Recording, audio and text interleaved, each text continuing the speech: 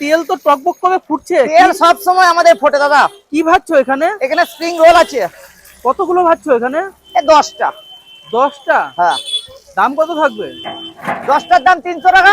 একা খাওয়া যাবে? একা 10টা খাওয়া যায়। তাহলে কটা খেতে পারবো একা? একা 2-3টে খাওয়া যাবে। তুমি কটা খেতে পারবে? আমি 2টো খেতে পারবো।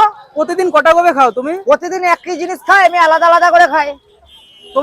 তোমার দোকানে সবথেকে প্রিয় খাবার কোনটা? আমার দোকানে সবথেকে প্রিয় খাবার আমি যেগুলো খাই, ঘুগনি আর ভেজিটেবল খাই। ঘুগনি আর ভেজিটেবল আমার খুব ভালো লাগে।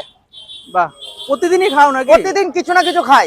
বাহ। সন্ধ্যাবেলায় কি খাবো, আমি কিছু একটা খেয়ে নিয়ে। এই ভাজাটা কার কাছ থেকে শিখেছো? এই ভাজা আমি বাবার কাছ থেকে শিখেছি। কত বছর আগে? তখন ছোটবেলায়। তোমাদের দোকানটা কত বছরের? দোকান হচ্ছে 15 বছর।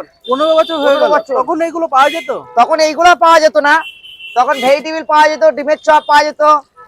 তারপরে বাবা শিখিয়েছিলাম, বাবার কাছে এগুলো শিখেছিলাম। তারপরে নিজে থেকে নিজের অভিজ্ঞতায় বানাই এগুলো।